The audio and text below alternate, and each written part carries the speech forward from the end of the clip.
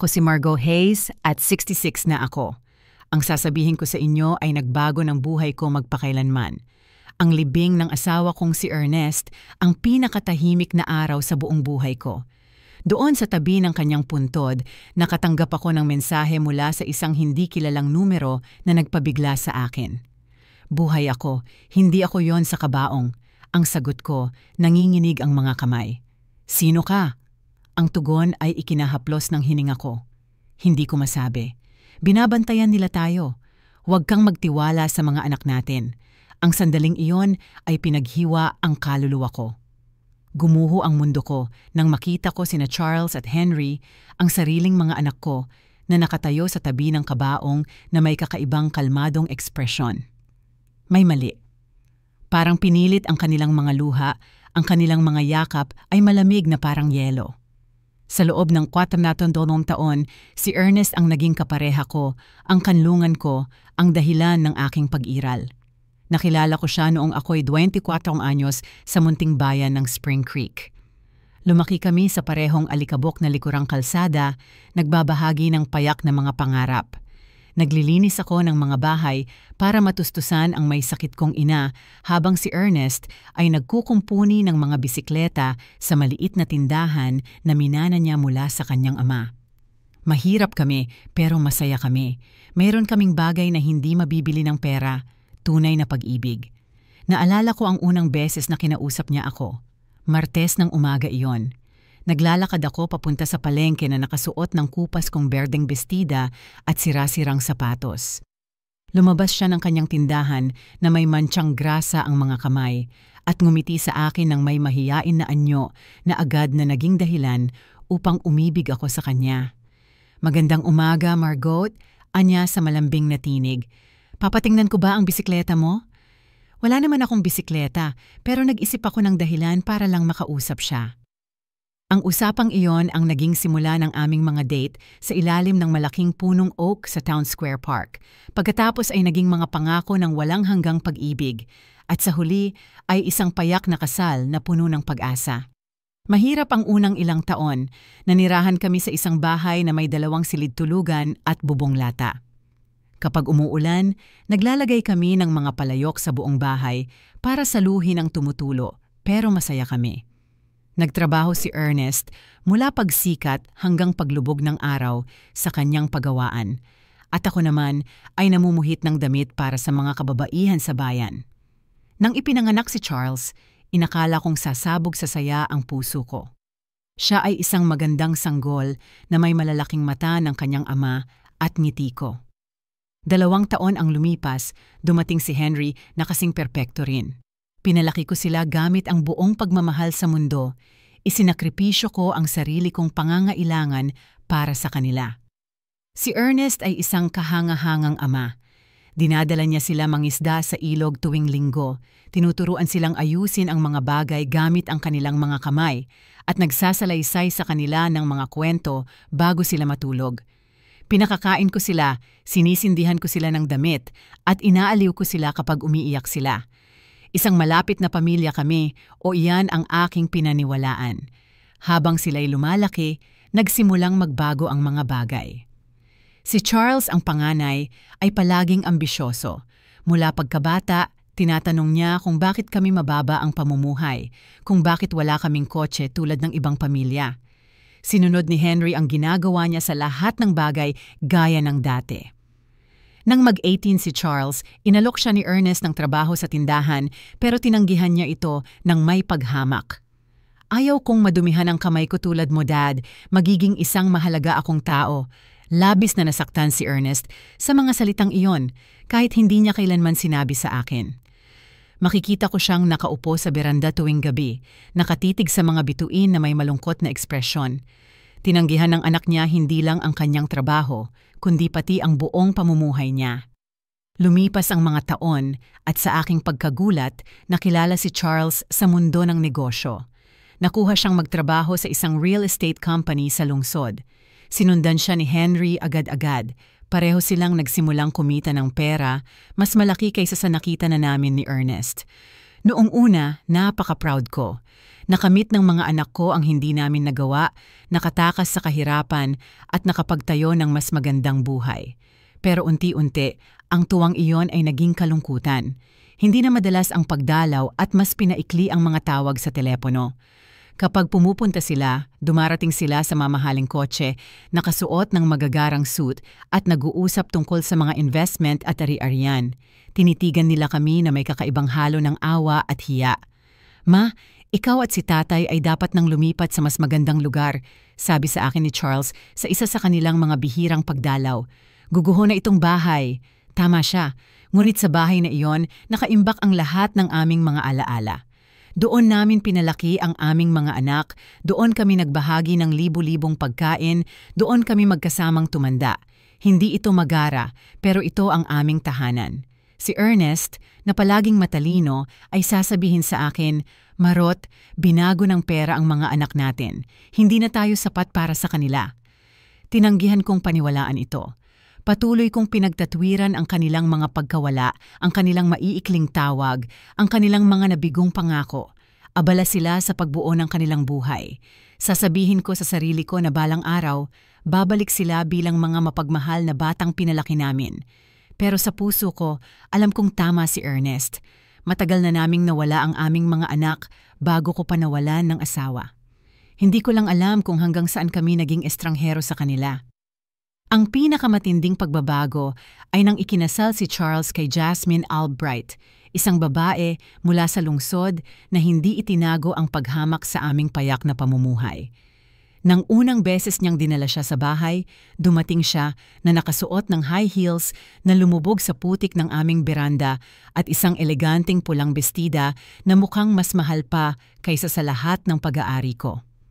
"Nice to meet you," sabi niya na may pilit ng ngiti, halos hindi naabot ng kanyang mga daliri ang akin sa pagbati. Tiningnan ng kanyang mga mata ang aming payak na tahanan na may ekspresyong hindi ko maunawaan, ngunit nagparamdam sa akin ng pagiging mababa. Sa hapunan, halos hindi tinikman ni Jasmine ang pagkaing inihanda ko ng may labis na pagmamahal. Ikinakalat niya ang meatloaf sa kanyang plato at naghiwa ng maliliit na piraso ng manok, ngunit halos wala siyang kinain. Nervyosong-nervyoso si Charles, palaging humihingi ng paumanhin sa mga bagay na dati ay hindi siya nahihiya. Sa susunod, iimbitahan natin sila sa restaurant. Bulong niya kay Jasmine, akala niya hindi ko naririnig, pero narinig ko siya. Bawat salita ay tumusok sa puso ko na parang kutsilyo. Si Henry naman, nanatiling single, pero kinopya ang parehong malamig na ugali ng kapatid niya. Ang mga pagdalaw niya ay limitado na lang sa mga espesyal na okasyon at kahit noon pa man, palagi siyang parang nagmamadaling umalis. Palagi siyang nakatutok sa kanyang telepono, nagsasara ng mga kasunduan kahit na nasa gitna kami ng pag-uusap. "Ma, kailangan ko nang umalis," ang lagi niyang sinasabi bago pa man ang tamang oras. May mahalaga akong pagpupulong bukas ng maaga. Ang linggo ng pamilya ay naging malabong alaala. Ang mga Pasko ay naging malamig at formal. Ang mga anak kong lalaki ay nagdadala ng mamahaling regalo na hindi naman namin kailangan. Mananatili sila ng 2 o 3 oras at pagkatapos ay aalis na parang nabigatan. Kami ni Ernest ay tumanda ng mag-isa, nagpapalubag loob sa isa't isa. Nagpatuloy siyang magtrabaho sa kanyang pagawaan kahit na hindi na kasing tibay ang kanyang mga kamay. Nagpatuloy din ako sa pananahi pero hindi na pareho ang aking mga mata. Nagkasapat-sapat kami sa aming maliit na kita at ipinagmamalaki naming hindi humingi ng kahit ano sa aming mga matagumpay na anak. "Alam mo ba kung ano ang pinakamalungkot na bahagi, Margot?" Tanong sa akin ni Ernest isang gabi habang umiinom kami ng kape sa beranda. Hindi dahil may pera sila, kundi dahil pinaniwala sila ng pera na hindi na kami mahalaga. Tama siya, gaya ng dati. Hindi lang pinansyal ang pagbabago ng mga anak ko, nagbago rin ang kanilang mga puso. Hindi na kami ang kanilang minamahal na mga magulang. Isa na lang kaming hindi kanais-nais na paalala ng nakaraan na gusto nilang kalimutan. Lalong lumala ang lahat nang bumili si Charles ng bahay na nagkakahalaga ng $200,000 sa isang eksklusibong kapitbahayan sa lungsod. Ganoon din ang ginawa ni Henry makalipas ang ilang sandali nang mag-invest siya sa isang marangyang kondo na nagkakahalaga ng $150,000. Bigla, naging may-ari ng kayamanang hindi namin maisip pa ang aming mga anak. Dapat ninyong ibenta ang bahay na ito at lumipat sa isang retirement community, mungkahi ni Jasmine sa isa sa kanyang mga bihirang pagbisita. May ilang napakagandang lugar para sa mga taong kasing edad ninyo. Mas magiging komportable kayo. Ang salitang community ay tumama sa akin na parang isang sampal, isang retirement community. Pagkatapos ng 40 taon ng pagbuo ng aming tahanan, pagkatapos naming palakihin ang mga anak na ito ng may labis na pagmamahal, gusto nila kaming ipadala sa isang tahanan. Hindi namin kailangan ng tahanan, ang sagot ni Ernest nang may dignidad na palaging katangian niya. Ayos lang kami rito sa aming bahay, pero nakita ko ang ekspresyon sa mukha ni na Charles at Henry. Sinuportahan nila ang ideya ni Jasmine. Para sa kanila, pasanin kami isang problemang dapat lutasin sa pinakamadaling paraan. Doon nagsimula ang mas tuwirang mga mungkahi. Dumating si Charles isang araw na may dalang mga papeles, mga dokumentong inihanda niya nang hindi kami kinonsulta. "Dad, Mom," sabi niya kasama ang peking ngiting pinaghusay niya. "Iniisip ko ang inyong kinabukasan. Ang bahay na ito ay nagkakahalaga ng $1,000 sa pinakamataas. Kung ibebenta ninyo ito, maaari akong magdagdag ng pera para makalipat kayo sa mas magandang lugar. Para sa amin, walang mas magandang lugar kaysa sa bahay na pinagkalamangan namin ng dekada." Pero hindi iyon naintindihan ni Charles. Para sa kanya, lahat ay tungkol sa numero, sa halagang salapi. Dagdag pa niya, sa tingin ko dapat nang magretiro si tatay sa tindahan. 70 na siya. Panahon na para magpahinga. Tinitigan siya ni Ernest nang may labis na kalungkutan. "Anak, hindi pa bigat sa akin ang magtrabaho. Ito ang nagpapanatili sa akin ng buhay, ang nagbibigay ng kahulugan sa aking mga araw. Pero baka masaktan ka," iginiit ni Henry na sumusuporta sa kapatid niya gaya ng palagi niyang ginagawa. "Sa edad mong ganyan, napakadelikado ng aksidente." Ang mga salita nila ay tila mapagmalasakit, ngunit naramdaman kong may iba pa sa likod nito, isang kawalang pasensya, isang pagmamadali na hindi ko lubos na maunawaan. Ang mga sumunod na buwan ay puno ng tensyon. Pinatindi ng mga anak kong lalaki ang presyur na ipagbili namin ang bahay. Nagdala sila ng mga ahente ng real estate nang hindi nila kami sinasabihan. Pinagawa nila ng appraisal nang walang pahintulot namin. Nagsimula pa silang mag-usap kung ano ang pinakamabuti para sa lahat. "Tingnan ninyo," sabi ni Charles sa amin sa isang hindi komportableng hapunan. Nagpasya kami ni Jasmine na magkaanak na agad. Kailangan namin ng tulong sa gastusin. Kung ibebenta ninyo ang bahay at lilipat sa mas maliit na tirahan, pwede ninyong makuha ang perang iyon bilang maagang mana. Maagang mana? Hinahiling niya ang mana namin habang buhay pa kami. Ang kapal ng mukha ng hiling ay ikinabingi ako.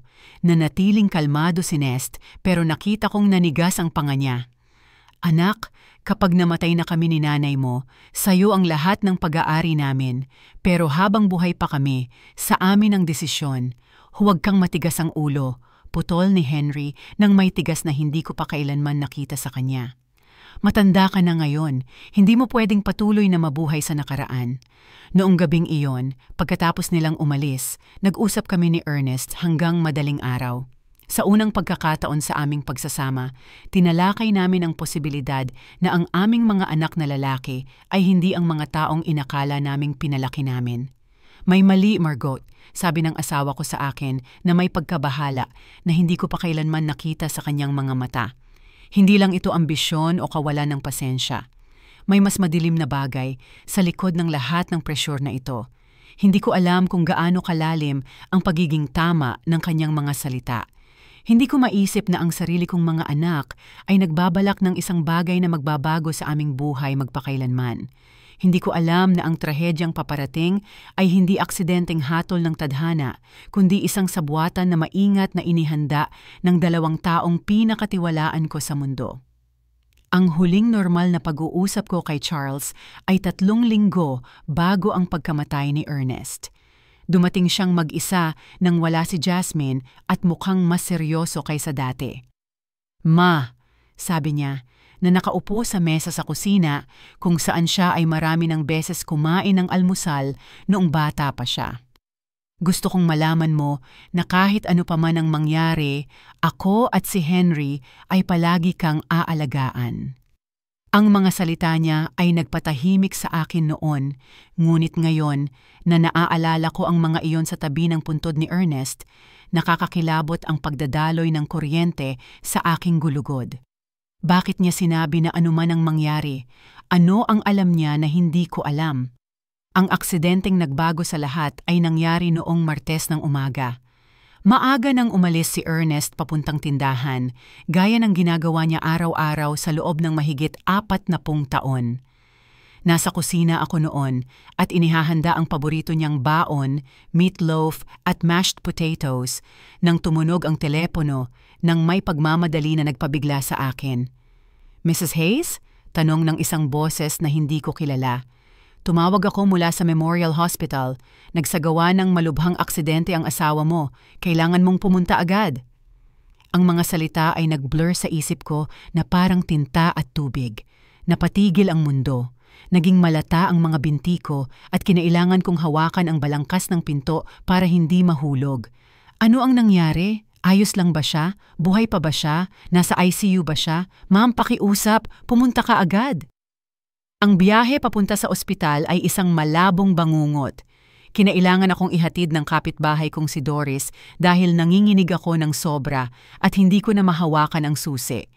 Sa buong biyahe, ayaw ng isip ko na intindihin ang nangyayari. Maingat si Ernest, masusi sa kanyang trabaho. Paano ito nangyari? Pagdating namin sa ospital, naroon na sina Charles at Henry. Nagulat ako dahil wala pang nakapag-abiso sa kanila, hindi ako.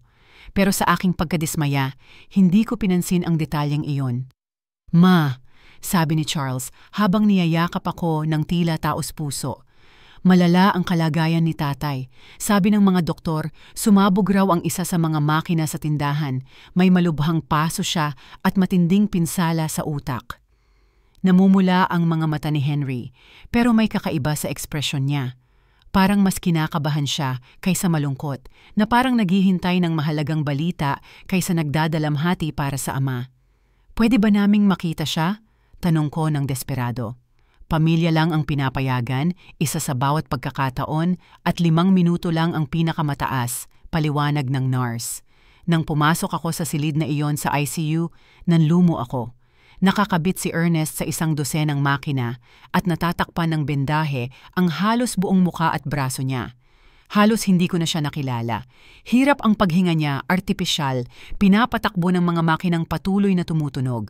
Lumapit ako sa kanyang kama at hinawakan ko ang kanyang kamay, ang tanging bahagi ng kanyang katawan na tila buo. "Ernest, mahal ko, nandito ako. Magiging maayos ang lahat. Makakabawi ka rin tulad ng dati." Sa isang sandali, naramdaman kong bahagyang humigpit ang pagkakahawak sa aking kamay. Gumalaw ang kanyang mga mata sa likod ng nakapikit niyang talukap. Nakikipaglaban siya. Ang aking mandirigma ay nakikipaglaban para makabalik sa akin. Ang sumunod na 3 araw ang pinakamahabang araw sa buhay ko. Halos nakatira na ako sa ospital, natutulog sa mga hindi komportableng upuan sa waiting room. Nagpapalitan sina Charles at Henry sa pag-aakay sa akin, pero tila mas interesado sila sa pakikipag-usap sa mga doktor kaysa sa pag-aliw sa kanilang ama. Narinig ko ang mga pira-pirasong usapan na hindi ko lubos na naintindihan noon. Tinanong ni Henry tungkol sa medical insurance, tungkol sa gastos ng paggamot. Si Charles naman ay nasa telepono, pinag-uusapan ang mga life insurance policy at mga benepisyaryo.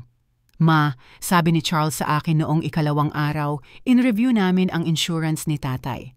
May life insurance policy siya na nagkakahalaga ng $50,000. May workers' comp policy rin na maaaring tumakip pa ng hanggang $75,000. Bakit niya ako kinakausap tungkol sa pera samantalang nakikipaglaban pa si Ernest para mabuhay? Bakit siya nag-aalala tungkol sa insurance imbes na sa paggaling ng kanyang ama? Hindi ko iniintindi ang pera, ang matigas kong tugon. "Gusto ko lang gumaling ang tatay mo."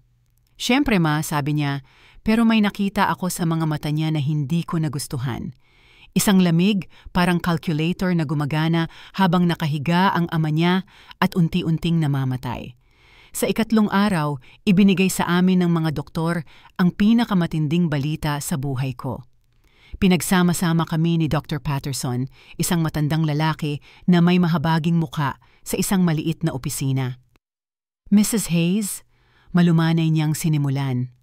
Ang kalagayan ng iyong asawa ay kritikal. Nakahawa na ang mga paso at mas malala kaysa sa inakala namin noon ang pinsala sa ulo. Kailangan tayong maging realistiko tungkol sa kanyang tsansa. Ano ang ibig sabihin noon? Tanong ko. Kahit alam na ng puso ko ang sagot, ibig sabihin, kailangan nating maghanda para sa pinakamalala. Nasa induced coma ang iyong asawa. Maaari naming panatilihing buhay siya ng walang hanggan, pero ang kalidad ng kanyang buhay, malabong magkamalay pa siya. Gumuho ang mundo ko. 42 taon ng pagsasama, isang buong buhay na binuo nilang magkasama. At ngayon sinasabi sa akin na unti-unti na itong naglalaho na parang usok. Gusto naming subukan ang lahat, sabi ko sa pagitan ng mga hikbi. Kahit ano pa ang maging kapalit, kahit gaano pa katagal. Pero nagpalitan ng tingin sina Charles at Henry na labis na nagpahamak sa akin. Ma, sabi ni Charles sa tinig na pilit na nagpapakita ng pag-unawa. Kailangan nating maging praktikal. Hindi gusto ni Dad na mabuhay ng ganito. Palagi niyang sinasabi na ayaw niyang maging pabigat sa kahit sino. Pabigat. Sumabog ako sa galit na hindi ko alam na taglay ko. Ama mo siya. Hindi siya pabigat. Siya ang lalaking nagpalaki sa iyo, na nagtrabaho buong buhay niya para maibigay sa iyo ang pinakamamabuti. Alam namin ni Henry, pero kailangan din naming isipin ang tungkol sa iyo. Malaki ang magiging bayarin sa ospital. Maaari nilang ubusin ang lahat ng ipon mo. Muli, pera, palaging pera. Namamatay ang asawa ko at kinukwenta nila ang gastos. Nang gabing iyon, mag-isa sa silid ng ospital, hinawakan ko ang kamay ni Ernest at kinausap ko siya na para bang naririnig niya ako. Mahal ko, hindi ko alam ang gagawin ko. Sabi ng mga doktor wala nang pag-asa, pero hindi kita kayang pakawalan. Hindi ko maisip ang buhay ko nang wala ka. Noon nang may nangyari na hanggang ngayon ay nakakapanindig balahibo pa rin sa akin. Gumalaw ng bahagya ang kanyang mga daliri, pinisil ang akin ng puwersang halos hindi mo namamalayan. Gumalaw ang kanyang mga labi na para bang may sinasabi, ngunit walang tunog na lumabas. Tinawagan ko ang mga nurse ng desperado. Gumaganti siya. Sinusubukan niyang magsalita. Ngunit nang dumating sila, bumalik na si Ernest sa dati niyang kalagayan. Sinuri ng nurse ang mga monitor at umiling. Minsan ay may mga hindi kusang pagigting ng kalamnan, ma'am. Hindi ibig sabihin nagising siya. Pero alam ko kung ano ang naramdaman ko. Sinubukan ni Ernest na makipag-ugnayan sa akin. Nakipaglaban siya para sabihin sa akin ang isang mahalagang bagay. 2 araw ang lumipas, sa madaling araw ng Biyernes, tumunog ang mga alarma ng makina. Umilaw ang mga ilaw. Nagmadali ang mga nurse papunta sa silid ni Ernest. Nakatulog ako sa pasilyo nang gisingin ako ng ingay. Hindi, sigaw ko habang tumatakbo papunta sa silid. Sinubukan ng mga doktor sa loob ng 30 minuto na buhayin siya, ngunit wala itong silbi. Sa ganap na 4:37 ng umaga, opisyal na idineklarang patay si Ernest. Ang sakit na naramdaman ko sa sandaling iyon ay pisikal, na para bang hinila ang puso ko palabas ng dibdib. Nabuwal ako sa tabi ng kanyang kama, niyayakap ang kanyang katawang mainit pa, ayaw tanggapin na wala na siya magpakailanman. Dumating sina Charles at Henry sa ospital 1 oras matapos pumanaw ang kanilang ama. Mukhang handa na sila, na para bang inaasahan na nila ang tawag. Nagdala sila ng mga papeles, dokumento at mga numero ng telepono ng mga punerarya. Nakausap na namin ang Spring Creek Funeral Home, sabi ni Charles sa akin habang ako'y umiiyak nang hindi mapigil.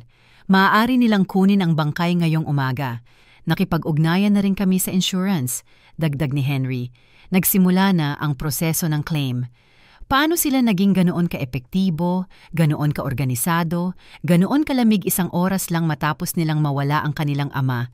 May mali, ngunit sobrang tindi ng aking dalamhati, kaya hindi ako makapag-isip ng malinaw. Naka-schedule ang libing sa darating na Lunes. Si Charles ang nag-asikaso ng lahat ng kaayusan nang hindi talaga ako kinonsulta. Pinili niya ang pinakasimpleng kabaong, ang pinakamaikling seremonya na parabang gusto niyang matapos na agad ang lahat. Ito ang gusto sana ni tatay. Sabi niya nang magreklamo ako na hindi ako naisali sa mga desisyon. Isang bagay na simple at walang paligoy-ligoy. Pero mas karapat-dapat si Ernest kaysa sa hindi marangal na pagmamadaling ito na ilibing siya at kalimutan. Dumating ang araw ng libing, maulap at malamig, na para bang ang langit mismo ang umiiyak para kay Ernest. Suot ko ang nag-iisang itim na bestida ko. Iyon ding suot ko sa libing ng aking ina, ilang taon na ang nakalipas. Nanginginig ng husto ang mga kamay ko, kaya kinailangan akong tulungan ni Doris na ikabit ang maliliit na butones sa likod. Maging matatag ka, Margot, bulong ng mahal kong kaibigan habang maingat niyang sinisuklay ang buhok ko.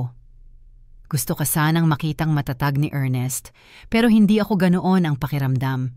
Pakiramdam ko ay bakante, parang isang panlabas na walang kaluluwa. Hindi basta-basta matatabunan ang 42 taon ng pagsasama. Bawat bagay sa bahay ay paalala sa akin tungkol sa kanya. Ang tasa ng kape niya sa mesa, ang mga gamit niya sa labas, ang unan niya na hanggang ngayon ay may amoy pa niya. Nang makarating kami sa sementeryo, nagulat ako sa kakaunti ng dumalo. Inaasahan kong makakakita pa ako ng mas maraming katrabaho ni Ernest sa tindahan, mas maraming kapitbahay, mas maraming kakilala, pero kami lang ni Charles, Henry, Jasmine, Doris at ang pastor. Para sa isang taong nanirahan ng 70 taon sa iisang bayan at tumulong sa napakaraming tao, tila kakaiba ang kawalan ng tao sa libing. "Nasaan ang mga kasama namin sa tindahan?" Tinanong ko si Charles.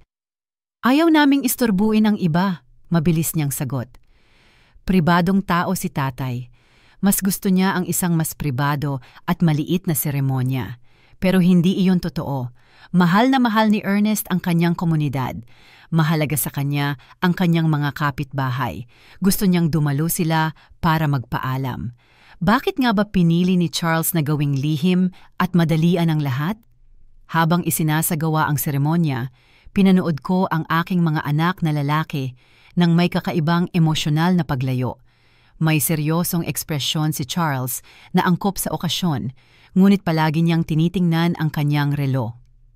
Mukhang hindi mapalagay si Henry na parabang may mas mahahalagang bagay siyang dapat gawin. Tahimik na tiningnan ni Jasmine ang kanyang telepono sa likod ng kanyang itim na belo. Ganito nila sinasabing paalam sa kanilang ama nang may kawalang pasensya at mga abala. Nagsalita ang pastor tungkol sa buhay na walang hanggan, tungkol sa karapat-dapat na pahinga, tungkol sa muling pagsasama sa Diyos. Naramdaman kong walang laman ang aking puso sa kanyang mga salita. Ayaw kong magpahinga ng payapa si Ernest. Gusto kong umuwi siya kasama ko, na magtanda kaming magkasama, na magkape kami sa beranda tuwing gabi.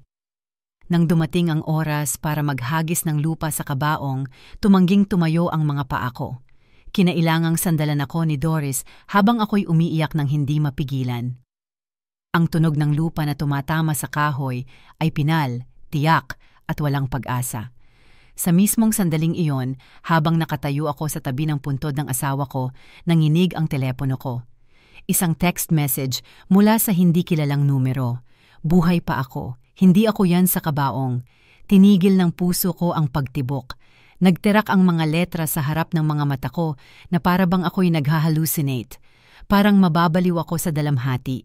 Sa nanginginig kong mga kamay, sumagot ako, "Sino ka?" Agad na dumating ang sagot. Hindi ko masabi. Binabantayan nila. Huwag kang magtiwala sa mga anak natin. Nahulog ang telepono sa kamay ko na parabang napapaso ito. Yumuko si Doris para pulutin ito pero bigla ko siyang pinigilan. Hindi ko pwedeng hayaan na may ibang makakita sa mga mensaheng iyon. Hindi hanggang sa maintindihan ko kung ano ang nangyayari. "Okay ka lang, ma?"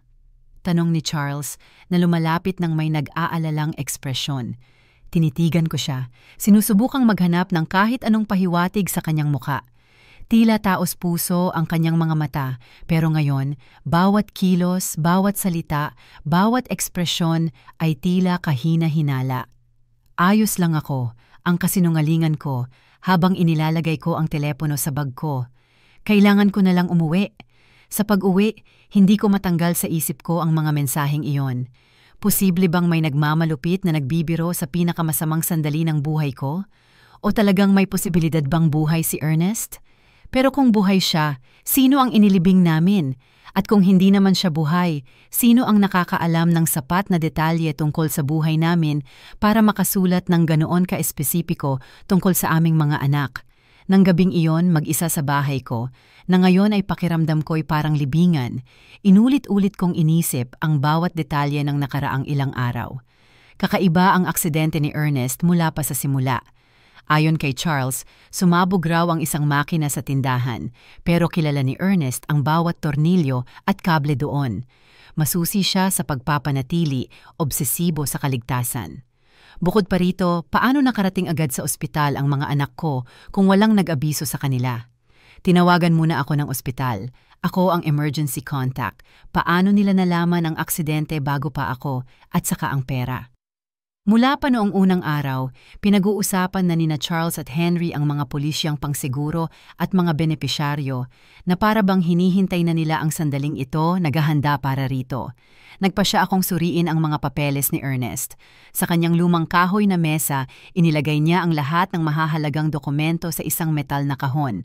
Mga pulisiyang pangsiguro, ang titulo ng bahay, mga dokumento ng tindahan, nandoon ang lahat. Nahanap ko ang $50,000 na pulisiyang life insurance na binanggit ni Charles. Ngunit may isang bagay na hindi ko natatandaan. Na-update lang ang pulisiyang iyon, 6 na buwan ang nakalipas, tumaas ang saklaw mula $5,000 hanggang $50,000. Bakit tinaasan ni Ernest ang kanyang life insurance? Hindi niya kailanman nabanggit sa akin ang pagbabagong iyon, at higit sa lahat, sino ang nagmungkahi na gawin niya iyon?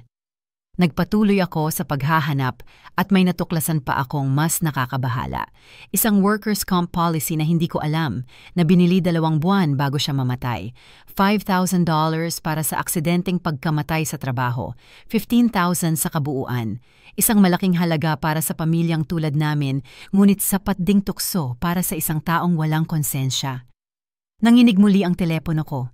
Isa na namang mensahe mula sa parehong hindi kilalang numero. Suriin mo ang bank account.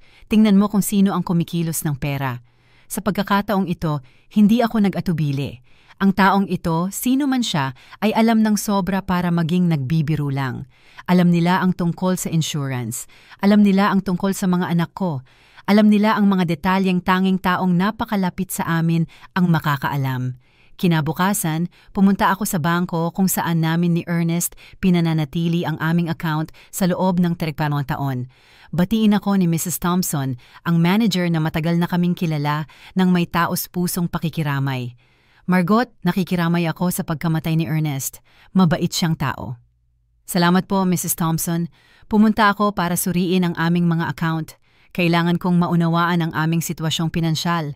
Ipinakita niya sa akin ang mga bank statement mula sa nakaraang 6 na buwan. Nanginig ako nang makita ko ito. Sa nakalipas na 3 buwan, may malalaking halagang na-withdraw mula sa aming savings account. $1,000 noong Enero, $3,000 noong Pebrero, $4,000 noong Marso. Pera na hindi ko alam na inilipat. Sino ang nag-authorize ng mga withdrawal na ito? Tanong ko, nanginginig ang boses. Personal na dumating ang asawa mo, paliwanag ni Mrs. Thompson. Sinabi niyang kailangan niya ang pera para sa pagkukumpuni sa tindahan, pero ako ang nag-aasikaso ng gastusin sa bahay. Alam kong eksakto kung magkano ang pera namin at kung ano ang nagastos namin. Hindi kailanman nabanggit ni Ernest ang mamahaling pagkukumpuni sa tindahan at tiyak na hindi namin kailanman napag-usapan ang pag-withdraw ng libu-libong dolyar mula sa ipon namin. Nasa iyo ba ang mga pirma para sa mga pag-withdraw na iyon? Tanong ko. Ipinakita niya sa akin ang mga resibo. Oo nga, mukhang pirma ni Ernest pero may kakaiba sa sulat kamay. Masyadong nanginginig, masyadong hindi tiyak para sa karaniwang matatag at malinaw niyang sulat.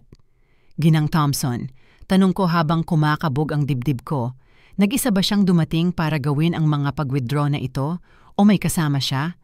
Nag-isip siya sandali. Ngayon na nabanggit mo, sa tingin ko ay may kasamang isa sa mga anak mo minsan o 2 beses. Si Charles, sa pagkakaalala ko, sinabi niyang tinutulungan niya ang tatay niya sa mga papeles dahil nahihirapan si Ernest magbasa ng mga dokumento nang walang salamin. Si Charles, ang anak ko, ay nakisangkot sa pag-withdraw ng pera na hindi ko alam, ginagamit ang pagod na mata ng kanyang ama bilang dahilan. Pero nakakakita naman ng maayos si Ernest gamit ang kanyang salamin na hindi niya tinatanggal buong araw.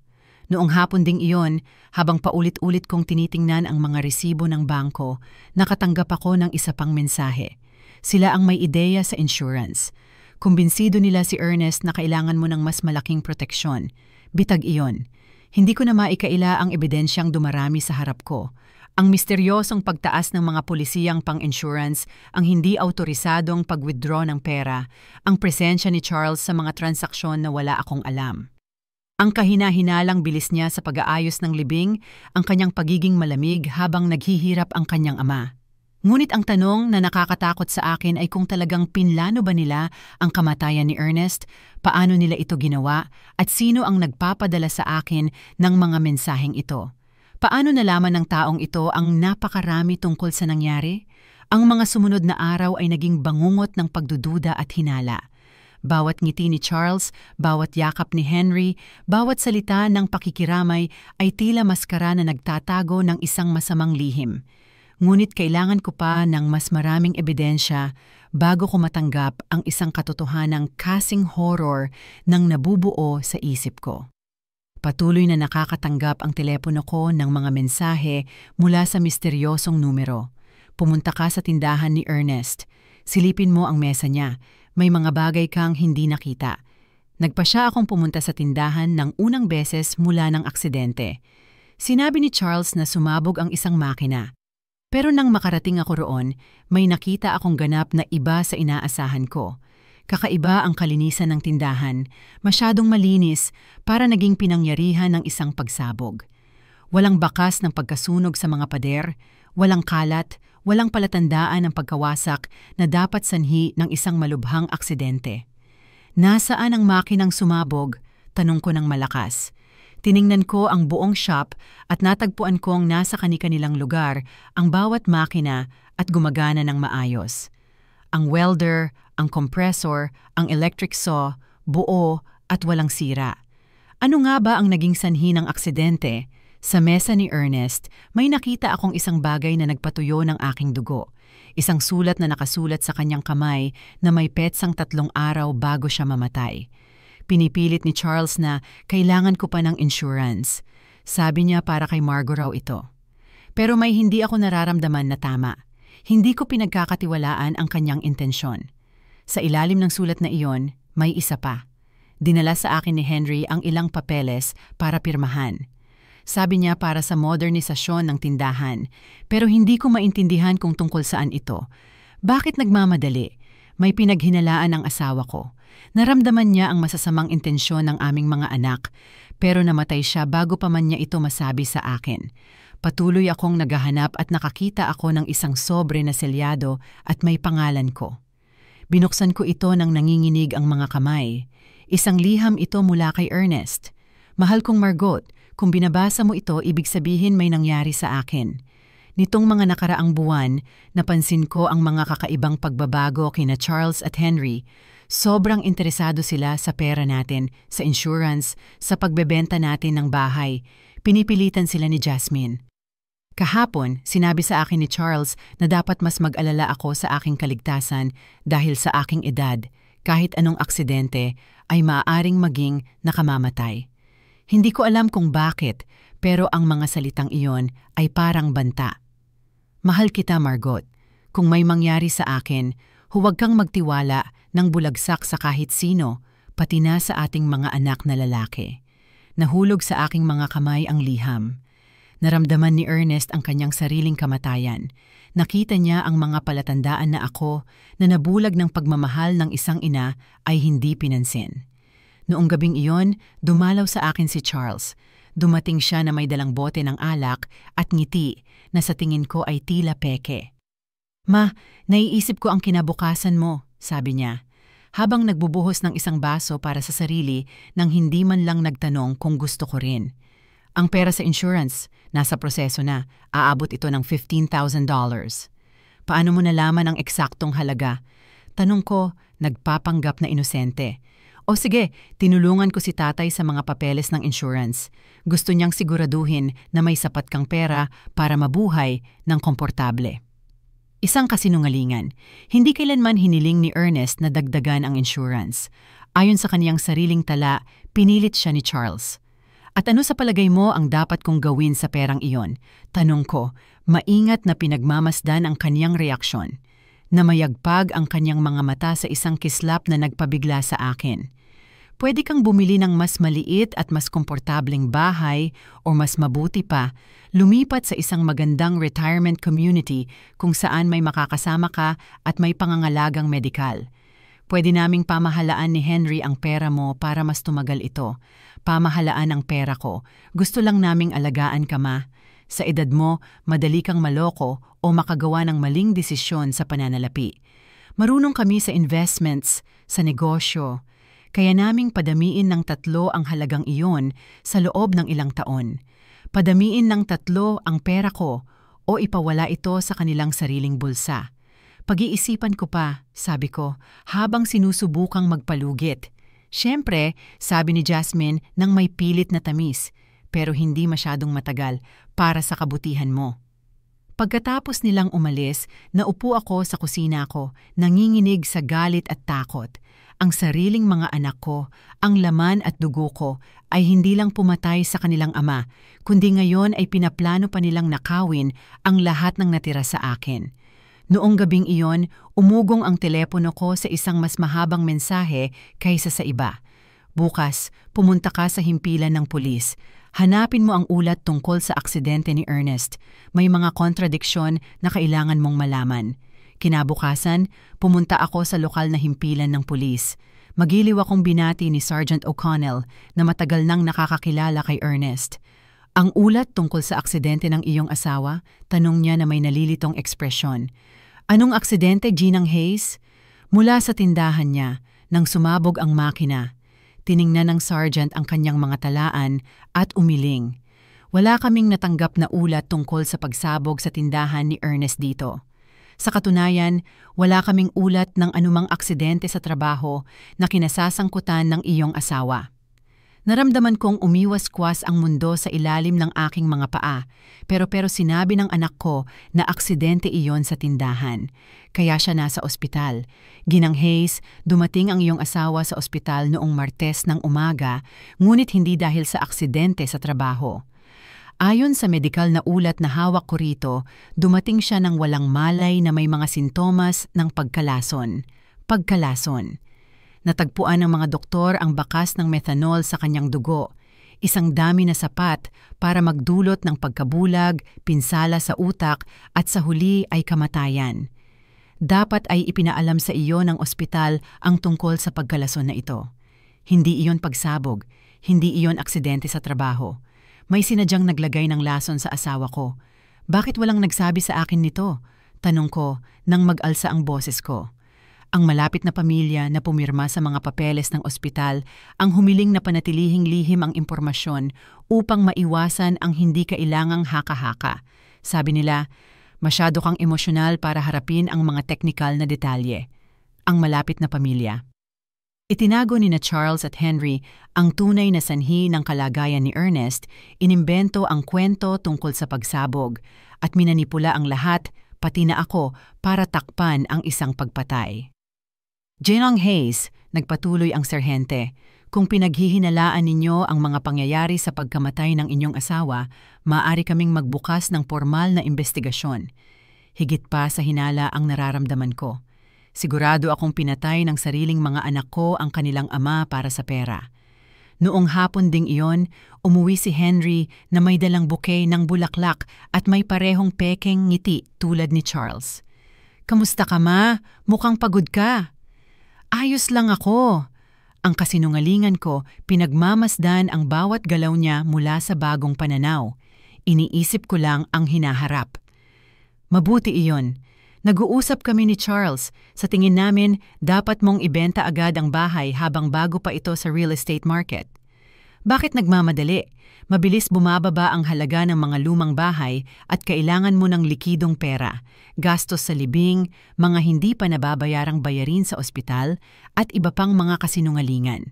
Murang-mura ang naging libing, halos nakasasakit ng damdamin, at wala namang hindi pa nababayarang bayarin sa ospital dahil tinakpan na ito ng insurance ng ospital. Henry, sabi ko habang tinititigan ko siya ng diretso sa mata, alam mong hindi namatay ang tatay mo dahil sa aksidente sa trabaho. Sa isang kisap mata, nakita ko ang takot sa kanyang mukha, pero agad siyang nakabawi. Anong pinagsasabi mo, ma? Pumunta ako sa istasyon ng pulis. Walang ulat ng pagsabog sa tindahan ni tatay mo. Sa pagkakataong ito, mas halata ang kanyang pagkabahala. Ma, hindi mo dapat ginagawa ang mga ganong bagay. Maguguluhan ka lang. Nahahaplos ka na ng dalamhati. Ang dalamhati ang nakakaapekto sa akin o ikaw ang nagsisinungaling sa akin.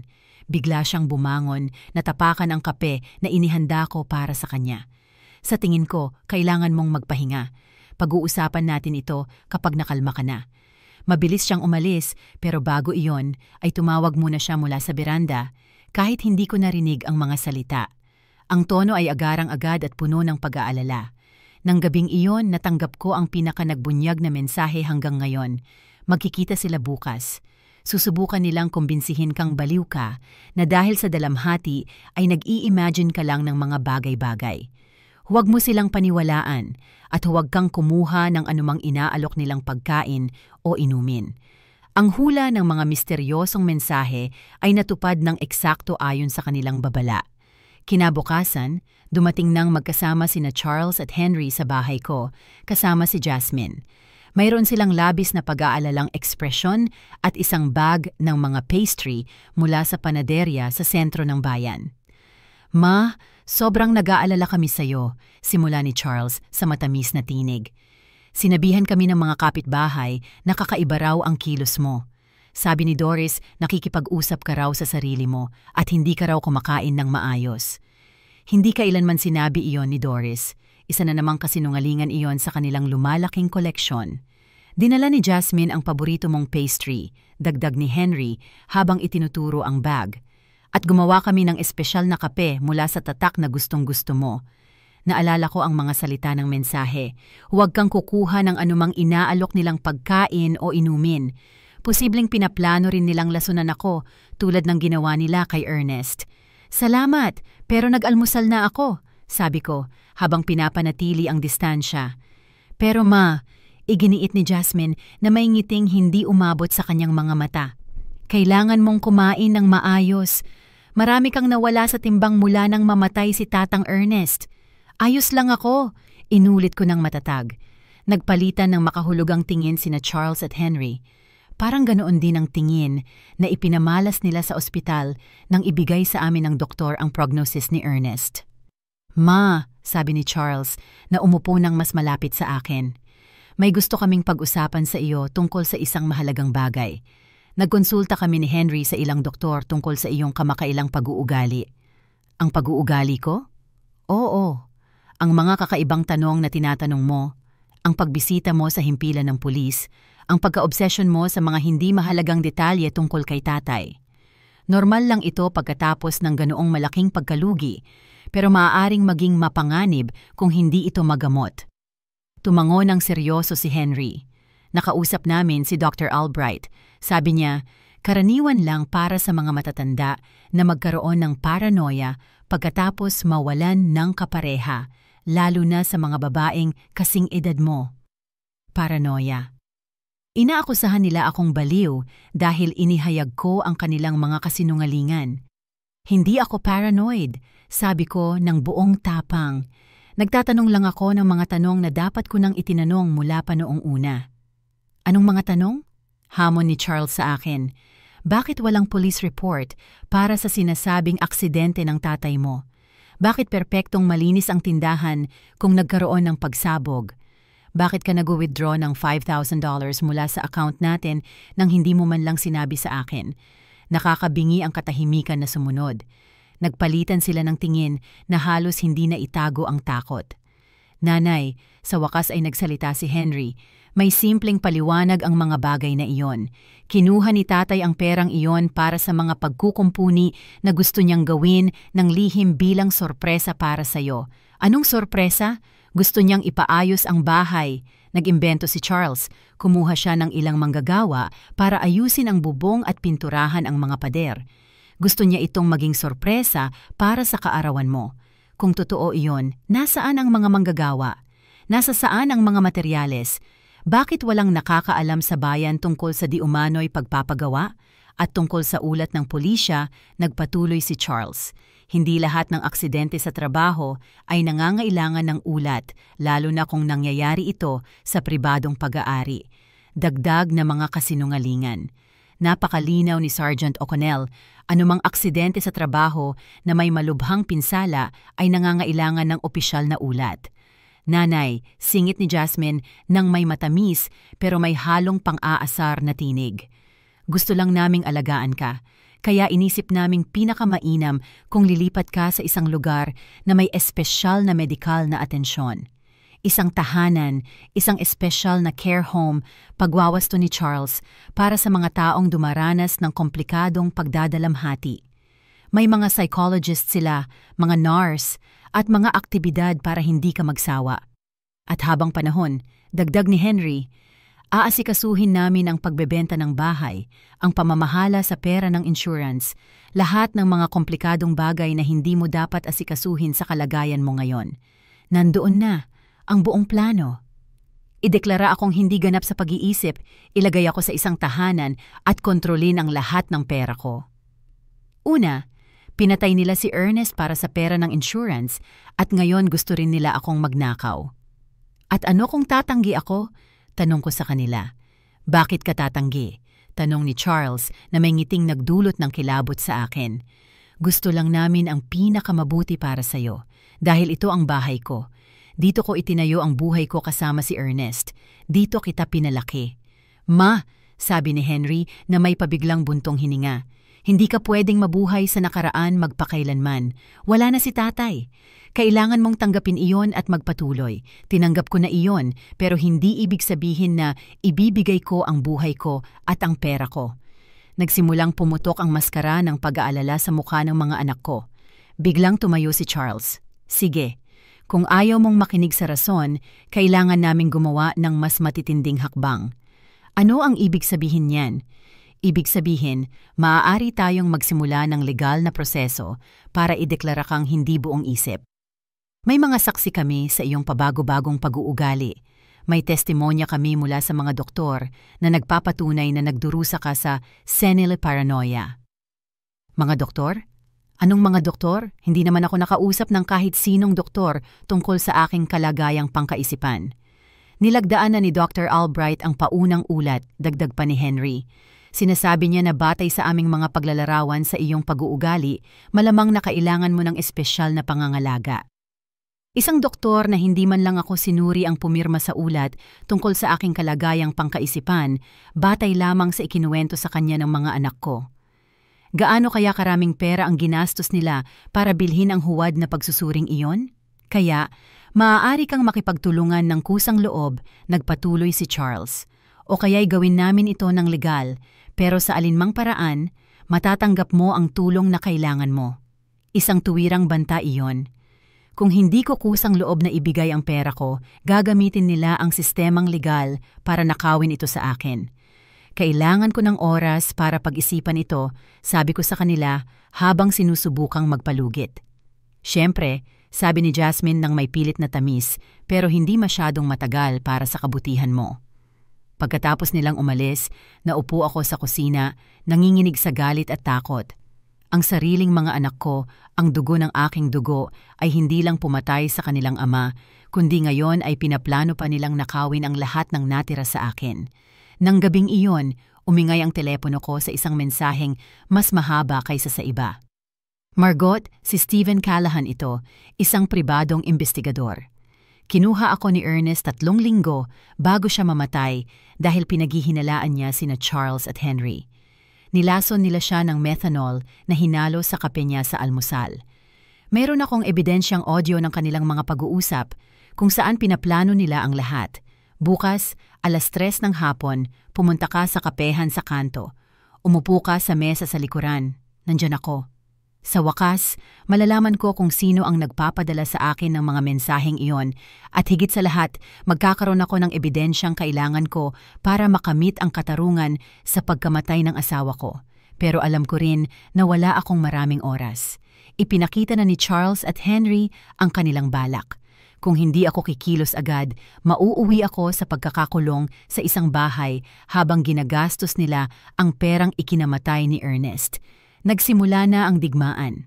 At kahit ako ay isang 26 anyos na babae na laban sa 2 walang-awang lalaki, mayroon akong isang bagay na wala sila, ang katotohanan. At ang katotohanan, sa huli, ay laging may paraan para lumabas. Nang gabing iyon, sa unang pagkakataon, mula nang mamatay si Ernest, ngumiti ako dahil alam kong hindi namatay nang walang kabuluhan ang aking asawa.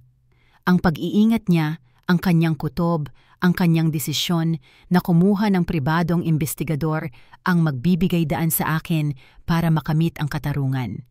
Grabe ang pagmaliit ni na Charles at Henry sa kanilang ina. Malapit na nilang matuklasan na ang isang babaeng nakikipaglaban para sa alaala ng pinatay niyang asawa ay puwersang mas makapangyarihan kaysa sa pinagsamang kasakiman nila. Dumating ang sumunod na araw na puno ng kaba at pananabik. Maingat akong nagbihis, pinili ko ang pinakaseryosong kulay lila kong damit, yung suot ko sa mahahalagang okasyon. Kung makikipagkita ako sa lalaking makapagbibigay sa akin ng mga sagot na kailangan ko, gusto kong handa ako para sa anumang revelasyon. 2:30 ng hapon, naglakad ako patungo sa kanto na kapehan ng may matatag, ngunit maingat na mga hakbang. Bawat anino ay mukhang kahina-hinala. Bawat taong nasa kalye ay maaaring isang espiya na ipinadala ng mga anak ko. Ang paranoyang inakusahan nila sa akin ay nagsisimulang maging makatwiran. Medyo puno ang kapehan. Direkta akong nagtungo sa pinakalikod na mesa ayon sa utos sa akin. Umorder ako ng tsa na chamomile at naghintay. Nanginginig ng bahagya ang mga kamay ko sa lumang mesa na gawa sa kahoy. Eksaktong 3:00, may lumapit na lalaki sa mesa ko na nasa edad 50. Matangkad siya at kulay abo ang buhok, may matatalinong mata at seryoso, ngunit mabait na mukha.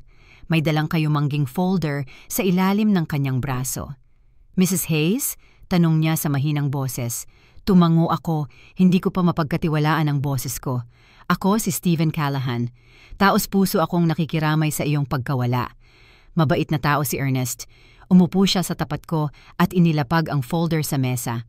"Bago ko ipakita sa iyo ang mga nalaman ko, kailangan mong malaman na ang iyong maririnig at makikita ay magiging napakasakit. Handa ka na ba?" Handa na ako mula nang matanggap ko ang unang mensahe mo, ang matatag kong tugon na hindi ko inasahan sa sarili. Binuksan ni Stephen ang folder at inilabas ang isang maliit na voice recorder. Dumalaw si Ernest sa akin 1 buwan ang nakalipas. Nag-aalala siya sa pag-uugali ng kanyang anak. Kinuha niya ako para palihim silang imbestigahan. Pindot niya ang play button. Ang boses ni Ernest, napakapamilyar at mahalaga, ay pumuno sa maliit na espasyo sa pagitan namin. "Stephen, kailangan mong malaman na kung may mangyari sa akin, hindi ito aksidente. Pinipilit ako ni na Charles at Henry na itaas ang aking life insurance. Kahapon, dinala sa akin ni Charles ang mga papeles na sinabi niyang para mas maprotektahan si Margot. Pero nang basahin ko ang mga ito, napagtanto kong may mga probisyon din na direktang nakikinabang sa kanila. Tumibok ng mabilis ang puso ko. Ang pagdinig sa boses ni Ernest ay parang pagkakaroon niya muli sa loob ng ilang minuto, ngunit pinagtibay ng kanyang mga salita ang pinakamalala kong hinala. Nagpatuloy ang recording. Si Henry ay nagtatanong ng mga kakaibang tanong tungkol sa araw-araw kong gawain, kung ano ang kinakain ko sa almusal, anong oras ako umalis ng bahay, kung sumasama si Margot sa akin sa tindahan. Sinasabi niyang dahil lang ito sa pag-aalala, pero may kakaiba sa paraan ng pagtatanong niya na nakakabahalang loob. Pinapause ni Steven ang recording. Ang usapang ito ay 3 linggo bago siya mamatay, pero mayroon pa akong mas bagong impormasyon.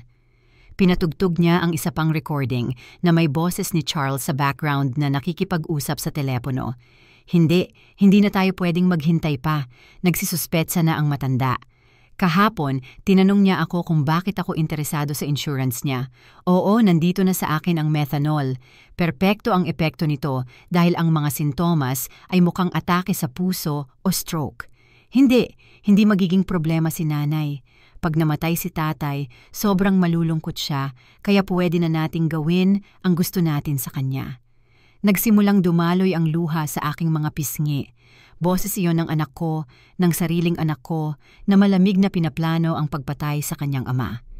May iba pa, mahinahon na sabi ni Steven. Ang recording na ito ay mula sa araw bago mamatay si Ernest. Nagsimula ang bagong recording. Sa pagkakataong ito, si Henry ang nakikipag-usap sa isang tao. Lahat ay handa na. Bukas, ilalagay ni Charles ang methanol sa kape ni tatay. Sinabi namin sa kanya na ito ay isang espesyal na vitamin supplement na inirekomenda ng doktor. Iinumin iyon ng hangal nang hindi man lang naghihinala.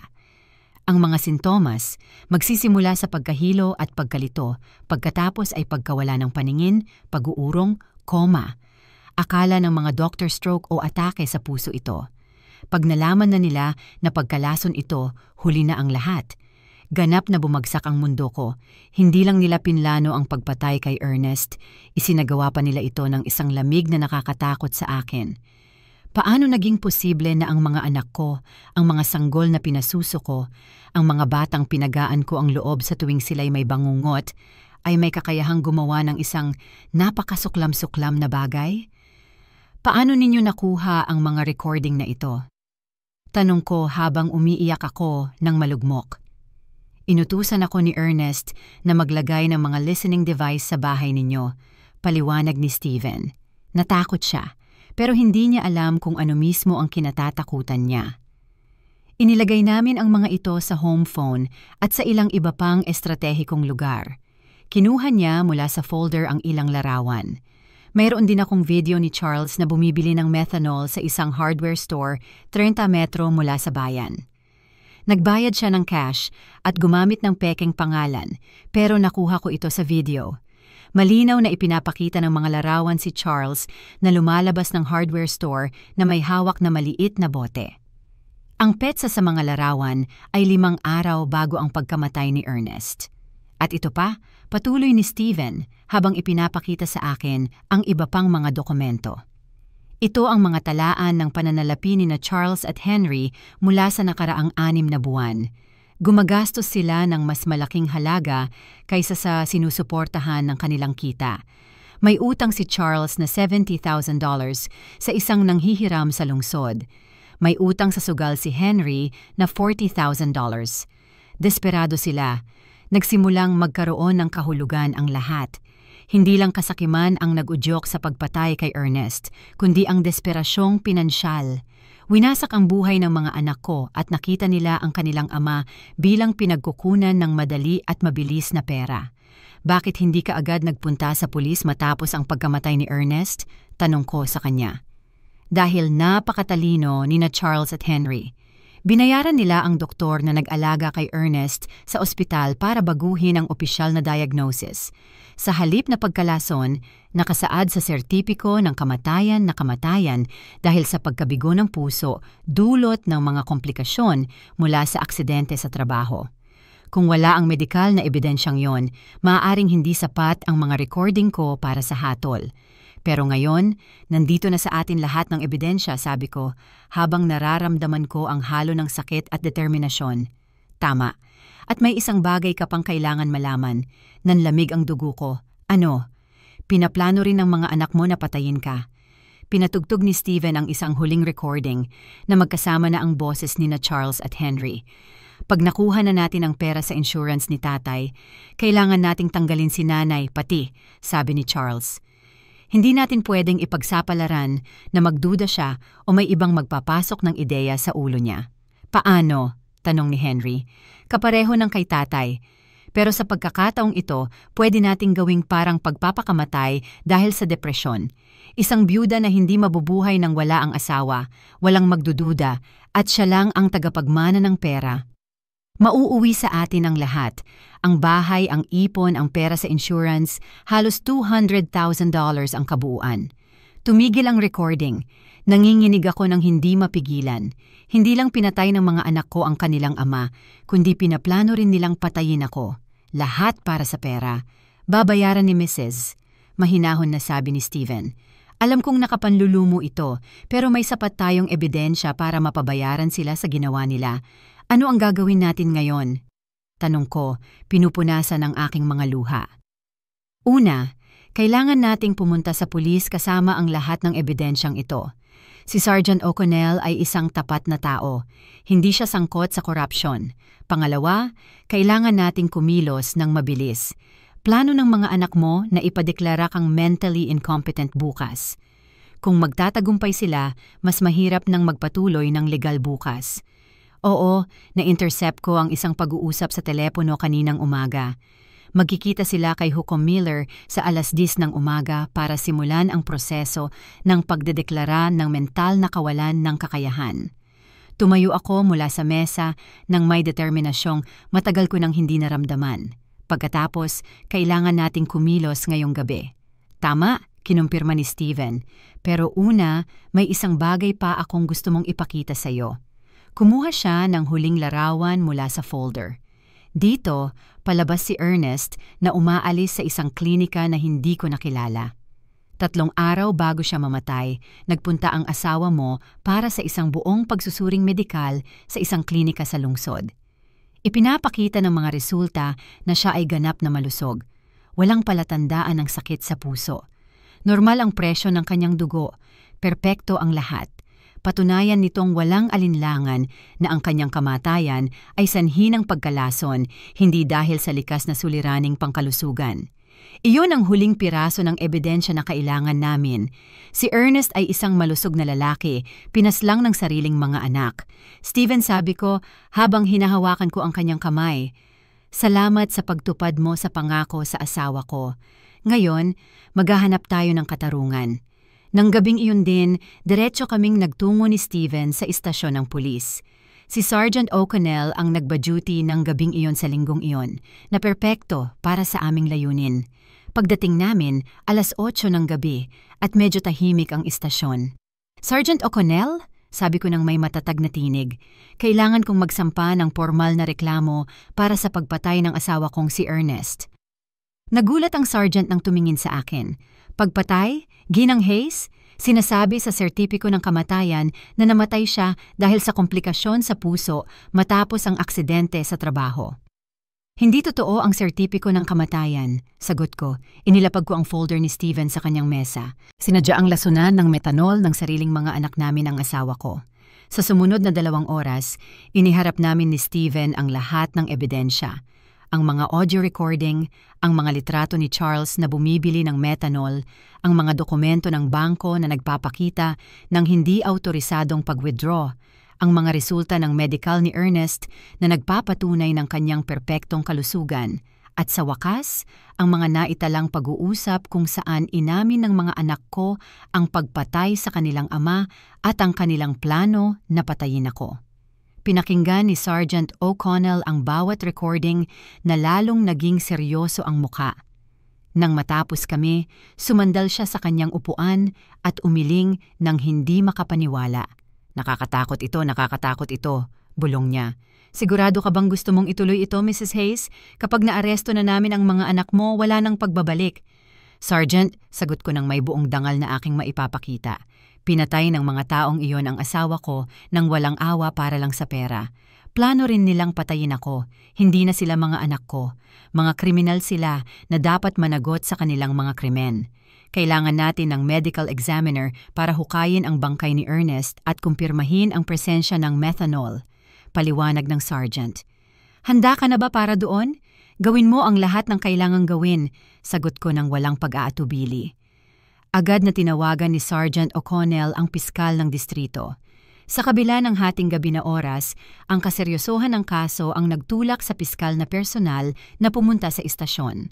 Matapos suriin ang lahat ng ebidensya, agad niyang inaprubahan ang mga warrant of arrest para kina Charles at Henry. Magpapatuloy tayo sa madaling araw, paliwanag ng piskal sa amin.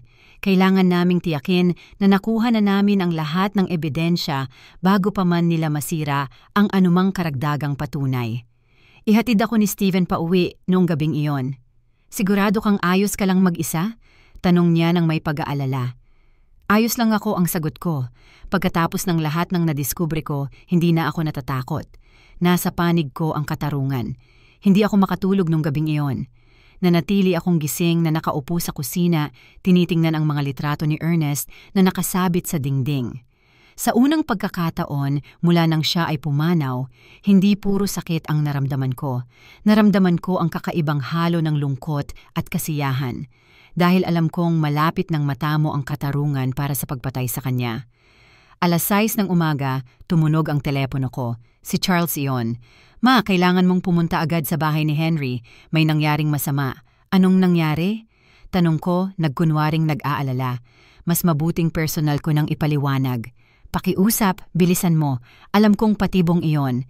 Matapos kong pakinggan ang mga recording kagabi, alam kong pinaplano nilang isulong nang mas maaga ang balak nilang alisin ako. Pero alam ko rin na papunta na ang pulis para arestuhin sila. Papunta na ako. Nagsinungaling ako. Sa halip na pumunta sa bahay ni Henry, nanatili ako sa kusina ko at naghintay. Bandang 7:30 ng umaga, nakita ko mula sa bintana ko ang ilang sasakyan ng pulis na papunta sa mga bahay ng anak ko sa iba't ibang direksyon. Paulit-ulit na tumunog ang telepono ko sa sumunod na oras. Una si Charles, tapos si Henry, pareho silang may lalong nag-iisang boses na nagtatanong kung nasaan ako, pero hindi ako sumagot sa kahit isang tawag. Nang 9:00 ng umaga, kumatok si Sergeant O'Connell sa pintuan ko. Ginang Hayes, naaresto na namin sina Charles at Henry. Nasa kustodya na sila ng pulisya, kinasuhan ng first-degree murder at pagsasabwatan para sa pagpatay. Naramdaman kong nanginig ang mga binti ko, pero sa pagkakataong ito hindi dahil sa takot. Mula ito sa ginhawa. Paano sila nag-react? Tanong ko. Una ay pinabulaanan ni Charles ang lahat, pero nang ipakiramdam namin sa kanya ang mga recording, bumagsak siya. Sinubukan namang tumakas ni Henry sa likod na bintana ng bahay niya. Kinailangan naming habulin siya ng 6 na bloke. Noong hapon ding iyon, dumalaw sa akin si Jasmine. Dumating siyang umiiyak, nagmamakaawa, lubos na naiiba sa malamig at kalkuladong babaeng kilala ko. Jang Hayes, pakiusap, kailangan mong bawiin ang mga kaso laban kay Charles. Hindi siya masama, nadismaya lang siya dahil sa mga utang niya. Kasalanan ko rin ito. Pinilit ko siyang maghanap ng pera. Tinitigan ko siya ng walang bakas ng habag. Jasmine, inihalo ng asawa mo ang lason sa asawa ko. Plano rin niyang patayin ako. Walang paliwanag o katwiran para doon, pero mag-anak kami. Sumigaw siya ng may pagkadesperado. Isipin mo kung ano ang magiging epekto nito sa pamilya. Namatay ang pamilya noong araw na nagpasya kang patayin si Ernest para sa pera, malamig kong sagot. Ngayon, pakilabas na sa bahay ko. 3 araw ang lumipas, isinagawa ang paghuhukay sa bangkay ni Ernest. Kinumpirma ng resulta ng laboratorio ang eksaktong natuklasan ni Steven. Nakamatay na antas ng methanol sa kanyang sistema, sapat para magdulot ng lahat ng sintomas na naranasan niya bago siya mamatay. Naging usap-usapan sa buong bayan ang kaso. Walang makapaniwala na pinatay ng 2 anak na lalaki ang kanilang sariling ama para sa pera. Tinawag ito ng mga lokal na pahayagan na pinakamalupit na krimen ng dekada. Sa mga sumunod na linggo, lumabas pa ang iba pang detalye sa investigasyon. Talagang may utang si Charles ng $7,000 sa mga ilegal na nanghihiram ng pera na nagsimulang bantan siya ng karahasan. Natalo si Henry ng $5,000 sa mga ilegal na sugalan at nakakatanggap din siya ng mga banta. Tinuring nila ang pera mula sa life insurance ni Ernest bilang kanilang tanging kaligtasan. Ngunit dahil sa kanilang kasakiman, pinalaki nila ng husto ang halaga ng mga pulisiyang iyon na nagdulot ng hinala ng kanilang sariling ama. Nadiskubre rin namin na ang doktor na nagpeke ng sertipiko ng kamatayan ay nakatanggap ng $5,000 na salapi mula kay Charles. Inaresto rin siya dahil sa pagbabara ng hustisya at pagpapeke ng opisyal na dokumento. Ipinaliwanag ni Steven ang lahat ng detalye ng plano na ginawa ni Ernest kasama siya. Mas matalino ang asawa mo kaysa sa inakala ng mga anak niya. Alam niyang may masamang mangyayari pero hindi niya alam kung ano talaga iyon. Kinuha niya ako hindi lang para imbestigahan sina Charles at Henry, kundi para protektahan ka rin kung may mangyari sa kanya. Alam ba niya na papatayin siya nila? Tanong ko. Hindi naman eksakto, sabi ni Steven. Pero pinaghihinalaan niyang nanganganib ang buhay niya, kaya naglagay kami ng mga recording device, kaya idinokumento namin ang lahat. Gusto niyang masiguro na kung may mangyari sa kanya, lilitaw ang katotohanan. Ang aking pugad, kahit sa kanyang mga huling araw, ay pinoprotektahan ako. Inasahan niya ang pagtataksil ng ating anak at gumawa siya ng mga hakbang upang matiyak na mangingibabaw ang katarungan.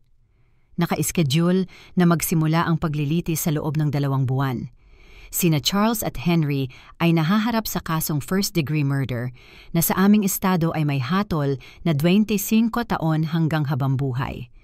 Dumating ang araw ng paglilitis makalipas ang 2 buwang matinding legal na paghahanda. Puno ng puno ang silid hukuman. Dumating ang mga mamamahayag mula sa ilang pahayagang panrehiyon upang takpan ang tinaguriang kaso ng mga anak na mamamatay tao. Naroon ang buong bayan, mga kapitbahay, dating katrabaho ni Ernest, pati na ang mga taong bahagya ko lamang nakikilala ngunit nais makasaksi sa makasaysayang sandaling ito ng katarungan. Suot ko ang pinakamagandang itim kong bestida, yung parehong sinuot ko sa aming kasal. Maraming taon na ang nakalipas, ngunit ngayon ay kumakatawan sa pagluluksa at dangal. Ibinahagi ako ni Steven, nakaupo sa tabi ko sa buong proseso. Ang presensya niya ang nagbigay sa akin ng lakas na harapin ang magiging pinakamahirap na araw ng buhay ko.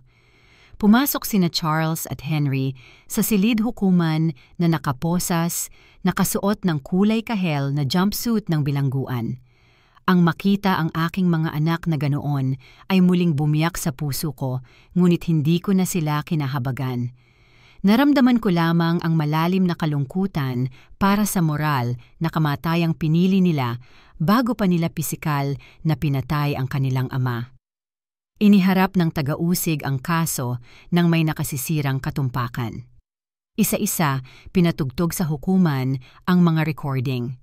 Lubos ang katahimikan tuwing maririnig ang mga boses nina Charles at Henry na malamig na pinaplano ang pagpatay kay Ernest. Nang patugtugin ng taga-usig ang recording kung saan pinlano rin nilang patayin ako, ilang tao sa mga nanonood ang gulat ng may pangamba. May isang matandang babae na tumayo at umalis sa silid hukuman habang umiiyak. Hindi ko siya masisisi. Mahirap tanggapin ang ganoong kalupitan. Mga Ginoo at ginang ng hurado, sabi ng taga-usig sa kanyang pambungad na pahayag, hindi ito isang karaniwang kaso ng kasakiman sa pamilya.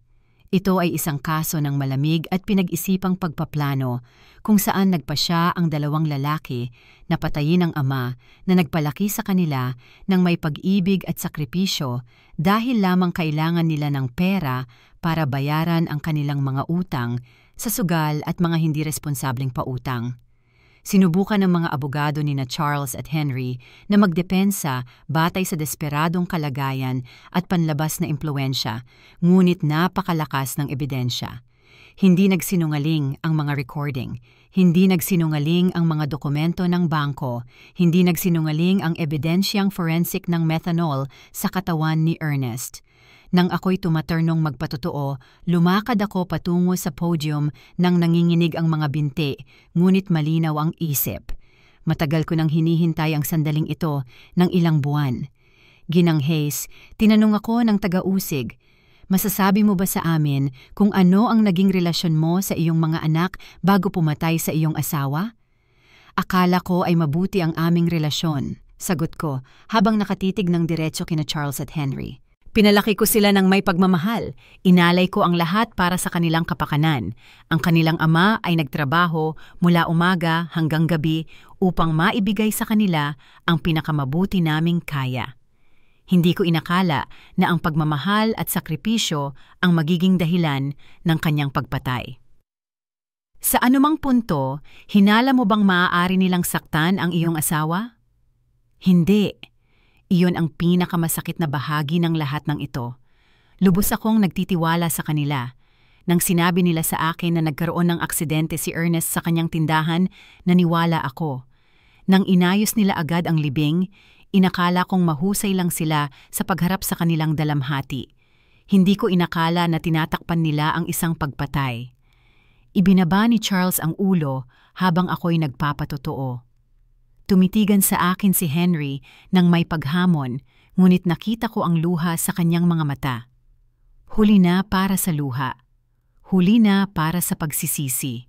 Ang pinakadramatikong sandali ng paglilitis ay nang magpasya ang piskal na patugtugin ang buong recording ng pag-uusap kung saan pinlano nila ang pagpatay sa akin. Pinuno ng boses ni Charles ang silid hukuman. Kapag nakuha na natin ang pera sa insurance ni tatay, kailangan nating alisin na rin si nanay. Ayaw nating manghinala siya. Isang bulong ng pangamba ang kumalat sa mga nakikinig. Ilang tao ang lumingon sa akin na may mga mukha ng hindi ka panipaniwala at habag. Ano ang naramdaman mo nang marinig mo ang recording na ito sa unang pagkakataon? Tanong sa akin ng taga-usig. Napagtanto kong nawala sa akin ang 2 kong anak na lalaki bago pa man ako mawala ng asawa. Ang sagot ko, nanginginig ang boses ngunit matatag. Ang mga sanggol na pinakain ko, ang mga batang pinagaan ko, ang loob sa kanilang bangungot ay namatay at napalitan ng 2 estranghero na kayang gumawa ng anumang kalupitan para sa pera. Sinubukan akong tanungin ng husto ng depensa, na nagsasabing baka mali ang pagkakaintindi ko sa intensyon ng anak ko, na baka dahil sa dalamhati ay na-exaggerate ko ang ebidensya, ngunit nagsalita para sa sarili ang recording. Nagpatotoo rin si Steven na naglalahad ng detalyado kung paano siya inupahan ni Ernest dahil natatakot ito sa sariling mga anak. Inilarawan niya ang bawat hakbang ng investigasyon, bawat piraso ng ebidensyang nakalap, bawat sandaling naitala na nagbunyag ng katotohanan. Iniharap ng medical examiner ang resulta ng paghuhukay na nagkumpirma sa nakamamatay na presensya ng methanol sa katawan ni Ernest. Ipinaliwanag niya kung paano dahan-dahang kumikilos ang lason na ito na nagdudulot ng eksaktong mga sintomas na naranasan ng asawa ko bago siya mamatay. Pagkatapos ng 3 araw ng nakapanlulumong testimonya, dumating ang mga pangwakas na argumento. Nakakabuwis ng buhay ang pangangatwiran ng taga-usig. Sina Charles at Henry ay hindi mga biktima ng kalagayan. Sila ay mga mandaragit na tinuring ang kanilang sariling mga magulang bilang mga hadlang pinansyal na kailangang alisin. Pinlano nila, isinagawa at tinakpan ang pagpatay kay Ernest at balak din nilang gawin ang parehong bagay kay Margot. Hindi sila karapat-dapat sa awa, karapat-dapat sila sa katarungan. Nagpulong ang hurado ng 6 na oras. Nang sila'y bumalik, ang katahimikan sa silid hukuman ay lubos. Naririnig ko ang tibok ng sarili kong puso habang binabasa ng hukom ang hatol. Sa kaso ng Estado laban kina Charles Hayes at Henry Hayes sa paratang ng pagpatay na may unang antas kay Ernest Hayes, napagpasyahan naming nagkasala ang mga nasasakdal. Sumiklab sa hukuman ang mga bulong-bulungan at mga sigaw. Bumagsak si Charles sa kanyang upuan, sa wakas ay naunawaan ang tindi ng kanyang ginawa. Nanatiling matigas si Henry, nakatitig ng tuwid na walang emosyon. Sa kasong pagsasabuatan para sa pagpatay laban kay Margot Hayes, napatunayan naming nagkasala ang mga nasasakdal. Agad na ipinagpatuloy ng hukom ang paghatol kay Charles Hayes at Henry Hayes para sa pinagplanuhang pagpatay sa inyong ama at sa pagsasabuatan para patayin ang inyong ina. Hinahatulan ko kayong habambuhay na pagkakakulong ng walang posibilidad ng parol sa loob ng 30 taon. Nang marinig ko ang mga salitang iyon, pakiramdam ko ay may napakalaking bigat na bumagsak mula sa aking mga balikat. Katarungan. Sa wakas, may katarungan na para kay Ernest. Pagkatapos ng paglilitis, maraming tao ang lumapit para yakapin ako at ipahayag ang kanilang suporta. Ikinaniyak ako ni Doris, hindi dahil sa kalungkutan, kundi dahil sa ginhawa. "Margo, makakapagpahinga na ng payapa si Ernest ngayon," bulong niya sa akin. Nang gabing iyon, bumalik ako sa bahay ko, na ngayoy kakaiba ang pakiramdam. Hindi na ito lugar ng sakit at pagtataksil. Muli, ito na ang aking tahanan, ang lugar kung saan kami ni Ernest ay naging masaya sa loob ng 42 taon. Dumalaw si Steven sa akin isang linggo matapos ang paglilitis. "Kamusta ka?" tanong niya sa akin. "Payapa," ang tapat kong sagot. Sa unang pagkakataon mula nang mamatay si Ernest, mahimbing na akong natutulog. Alam kong siya ay mapayapa na dahil hindi na natiling walang parusa ang kanyang kamatayan. At ang pera, ang insurance, ang ipon. Ipinagkaloob ko ang pera mula sa life insurance sa isang pundasyon para sa mga biktima ng krimen sa pamilya, paliwanag ko. Ang perang iyon ay bahid ng dugo. Hindi ko kailanman magagamit iyon. Sapat na ang aking personal na ipon para mabuhay ng payak hanggang sa wakas ng aking mga araw. 6 na buwan matapos ang paglilitis, nakatanggap ako ng liham sa koreo ng bilangguan. Mula ito kay Charles. "Nanay, alam kong hindi ko karapat-dapat ang iyong kapatawaran, pero kailangan kong ipaalam sa iyo na pinagsisisihan ko ang lahat. Ang pera, ang mga utang, ang desperasyon. Pinabulag kami nito. Nawalan kami ng lahat ng pagkatao. Winasak namin ni Henry ang pinakamamahal na pamilya sa mundo para sa $5,000 na hindi naman namin nasiyahan. Bukas, magpapakamatay ako sa selda ko. Hindi ko matiis ang ginawa namin. Ingat ma, sabihin mo kay tatay na humihingi kami ng tawad dahil naging masamang mga anak kami. Hindi ako nakarating ng maagap para pigilan ang kanyang pagpapakamatay."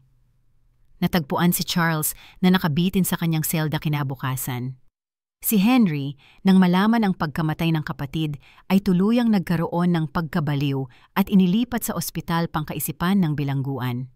Ngayon, 2 taon matapos ang paglilitis, payapa akong namumuhay sa maliit kong bahay. Ginawa kong hardin ang tindahan ni Ernest kung saan nagtatanim ako ng mga bulaklak na dinadala ko sa kanyang puntod tuwing linggo. Naging matalik na kaibigan si Steven. Regular niya akong binibisita upang masiguro na ayos lang ako. Minsan tinatanong ako ng mga kapitbahay kung namimiss ko ang mga anak ko. Masalimuot ang sagot.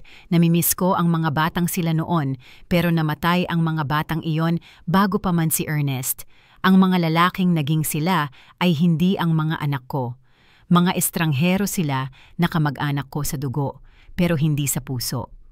Natutunan kong ang tunay na pamilya ay hindi tinutukoy ng dugo, kundi ng pagmamahal, katapatan at paggalang sa isa't isa.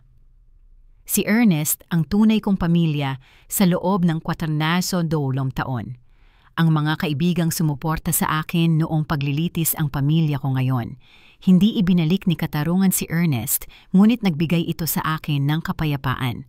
At sa mga tahimik na gabi, kapag nakaupo ako sa beranda kung saan kami madalas magkape ng magkasama, naninindigan akong nararamdaman ko ang kanyang presensya.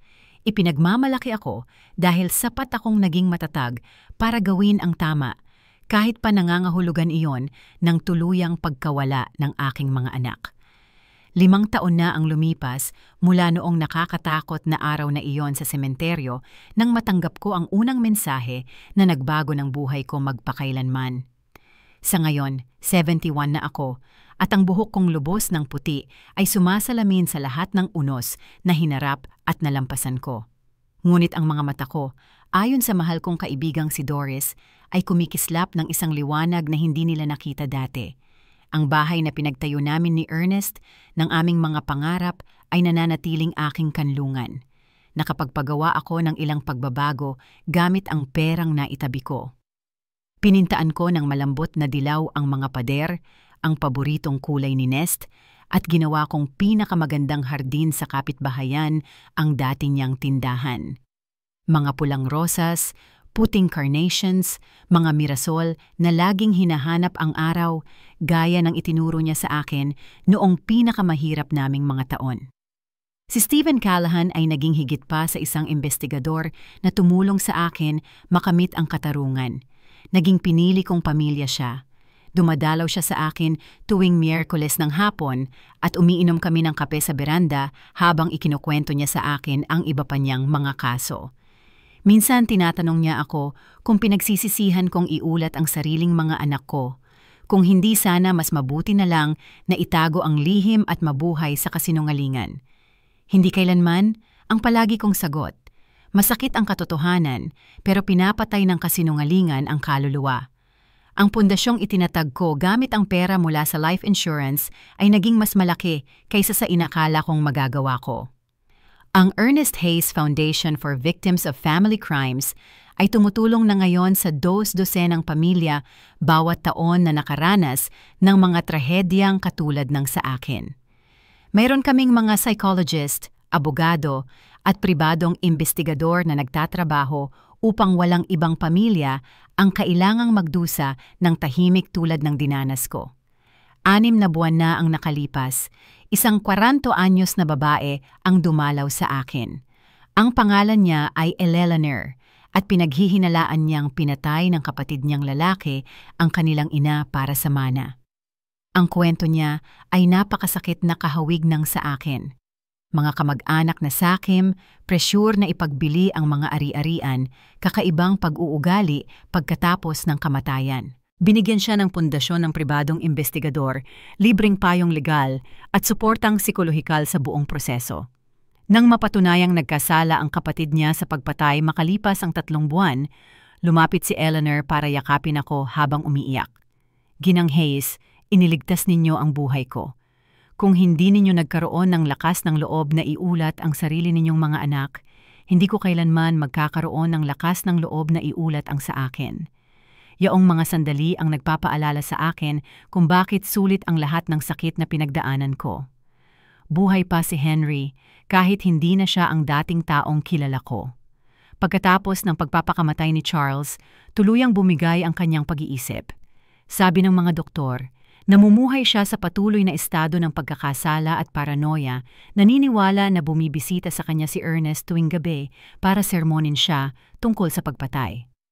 3 beses na niyang sinubukang magpakamatay, ngunit binabantayan siya ng patuloy ng mga gwardya ng bilangguan. Paminsan-minsan, nakakatanggap ako ng mga liham mula sa kanya. Hindi magkakaugnay ang mga ito, puno ng desperadong paghingi ng tawad at pag-asang mapatawad. Noong una, binabasa ko ang mga ito, hinahanap ang kahit anong bakas ng anak na pinalaki ko ng buong pagmamahal. Pero naisip ko na ang pagbabasa ng mga liham na iyon ay nagbukas lang muli ng mga sugat na dati nang naghilom na. Ngayon, iniingatan ko na lang ang mga ito nang hindi binubuksan sa isang kahon ng sapatos. Baka balang araw basahin ko, baka hindi. Karapatan kong protektahan ang aking kapanatagan ng isip. Naglaho si Jasmine sa bayan agad-agad pagkatapos ng paglilitis. May nagsabi sa akin na lumipat siya sa lungsod at pinalitan ang kanyang pangalan. Hindi ko siya sinisisi. Hindi siguradong madali ang magdala ng apelyido ng isang mamamatay tao. Minsan naiisip ko kung alam niya ang pinaplano ni Charles, kung siya ay tahimik na kasabwat sa pagpatay kay Ernest. Ngunit ang mga tanong na iyon ay pag-aari na ng nakaraan at natutunan kong mabuhay sa kasalukuyan. Hindi kailanman makakalimutan ng bayan ng Spring Creek ang kasong ito. Naging isang lokal na alamat na ito, isang kwentong ikinukwento ng mga magulang sa kanilang mga anak bilang babala tungkol sa kasakiman at pagtataksil. Itinuturing akong bayani ng iba, samantalang isang malupit na babae naman ng iba ang nagpakulong sa sariling mga anak. Wala akong pakialam sa iniisip nila. Alam ko ang katotohanan at ang katotohanang iyon ang nagbigay sa akin ng kapayapaang kailangan ko. Ang kalusugan ko ay kamangha-mangha pa rin para sa aking edad. Sabi ng doktor, ito raw ay dahil sa wakas ay nagawa kong palayain ang sarili ko mula sa stress at lungkot na matagal kong dinadala. Gumagaling ang katawan kapag nakatagpo ng kapayapaan ng puso, paliwanag niya sa huling pagsusuri ko. Paborito ko ang umaga ng linggo. Nagtatabas ako ng sariwang bulaklak mula sa aking hardin at naglalakad papunta sa sementeryo para bisitahin ang puntod ni Ernest. Ang lapida niya ay may nakalagay na inscription na ipinagawa ko pagkatapos ng paglilitis. Ernest Hayes, minamahal na asawa, sinuway na ama, marangal na lalaki. Mas malakas ang pag-ibig niya kaysa sa kanyang kamatayan. Sinasabi ko sa kanya ang lahat ng nangyari sa nakaraang linggo. Kausap ko siya tungkol sa pundasyon, tungkol sa mga pamilyang natulungan namin, tungkol sa mga liham pagsasalamat na natatanggap ko mula sa mga taong nakamit ang katarungan dahil sa aming kwento. Sinumpa ko, nararamdaman ko ang kanyang pag-apruba sa hangin na gumagalaw sa mga dahon ng mga punong malapit dito. Alam mo ba ang pinakakakaiba, mahal ko? Sabi ko noong huling pagdalaw ko, hindi na ako nasasaktan kapag naiisip ko sina Charles at Henry. Pakiramdam ko lang ay awa. Awa dahil nagkaroon sila ng lahat ng pag-ibig sa mundo at pinili nila ang puot. May pamilya sila na labis silang minahal at pinili nila ang pagtataksil. Nagkaroon sila ng pagkakataong maging marangal na lalaki tulad mo at pinili nilang maging mamamatay tao. Noong nakaraang linggo, isang mamamahayag mula sa lungsod ang dumating para kunan ako ng panayam para sa isang dokumentaryo tungkol sa mga krimen sa pamilya. Tinanong niya ako kung may nais akong sabihin sa ibang tao na maaaring dumaranas ng katulad na sitwasyon. Ang pamilya ay hindi dahilan para sa krimen, ang sagot ko. Hindi bulag ang pag-ibig. Ang pag-ibig na may hangganan ang tunay na pag-ibig. Kung ang isang taong nagsasabing mahal ka ay kayang saktan ka para sa pera o kaginhawahan, hindi ka talaga mahal ng taong iyon at hindi ka ilanman huli para maghanap ng katarungan kahit sino pa ang salarin. Ngayong taon, sa ika-5 anibersaryo ng pagkamatay ni Ernest, nag-organisa ako ng isang espesyal na seremonya bilang pag-alala sa kanya. Mahigit 200 katao ang dumalo. Mga kapitbahay, mga miyembro ng pundasyon, mga pamilyang natulungan namin, mga lokal na awtoridad. Nakakabighani makita kung paano ang kanyang kamatayan na nagsimula bilang isang trahedya ay naging puwersa para sa kabutihan sa napakaraming buhay. Nagbigay si Steven ng isang emosyonal na talumpati. Namatay si Ernest Hayes dahil sa kasakiman ng kanyang anak. Ngunit ang kanyang pamana ay nabubuhay sa bawat pamilyang nakakamit ang katarungan dahil sa tapang ng kanyang asawa. Sinubukang sirain ng kasamaan ang kanyang kwento, ngunit ginawa itong pag-asa para sa iba ng kabutihan. Tuwing gabi, bago ako matulog, paminsan-minsan kong kinukuha ang mga lumang larawan noong bata pa sina Charles at Henry. Nakikita ko silang naglalaro sa bakuran, niyayakap ang kanilang ama. Tumatawa kasama ako noong mga nakaraang Pasko. Pinapayagan kong umiyak para sa mga inosenteng batang iyon na minsang umiiral bago sila tuluyang sinira ng kasakiman. Ngunit hindi na ako umiiyak para sa mga lalaking kanilang naging. Pinili ng mga lalaking iyon ang kanilang kapalaran. Naging mas malaki ang kwento ko kaysa sa personal kong trahedya. Naging simbolo ito na posible ang katarungan kahit pa magmula ito sa mga hindi inaasahang pinagmulan. Pinatunayan ng isang 85 anyos na biyuda na mas makapangyarihan ang katotohanan kaysa kasinungalingan, na mas matibay ang tunay na pag-ibig kaysa pagtataksil, at hindi kailanman huli ang lahat para gawin ang tama. Bukas Miyerkules at darating si Steven para sa kape gaya ng dati. Gagawa ako ng paborito niyang pastry at ikukwento ko sa kanya ang mga liham pagsasalamat na dumating ngayong linggo. Pagkatapos noon, magkakasama kaming magtatrabaho sa hardin, magtatanim ng mga bagong bulaklak para sa tagsibol. Nagpapatuloy ang buhay, mas payak, ngunit mas tunay kaysa dati. Natutunan kong ang tunay na pamilya ay hindi tungkol sa pinaghahatian na dugo, kundi sa pinaghahatian na pagpapahalaga, magkatuwang na paggalang at pagmamahal na hindi kailanman nagiging pananakit. Ernest, kahit saan ka man naroroon, sana malaman mo na tinupad ko ang pangakong ginawa ko sa iyo sa tabi ng puntod mo noong nakakatakot na araw na iyon. Nahanap ko ang katotohanan, hinanap ko ang katarungan at ginawa kong pag-asa para sa iba ang ating sakit. Hindi naging walang kabuluhan ang iyong kamatayan, mahal ko. Nagustuhan mo ba ang kwento ko at mula sa ang lungsod ka nakikinig? Magkita tayo sa mga komento. Kung nagustuhan mo ang kwento, Maaari mo akong suportahan sa pamamagitan ng pagpapadala ng super thanks para magpatuloy akong maghatid ng mas maraming kwento na katulad nito. Maraming salamat sa iyong matamis na suporta. Inaasahan ko ang iyong mga komento tungkol sa kwento. Sa screen, makikita mo ang 2 bagong kwento ng buhay na lubos kong inirerekomenda. Marami pang iba sa aking channel. Huwag kalimutang mag-subscribe. Magkita tayo sa susunod na kwento ng buhay.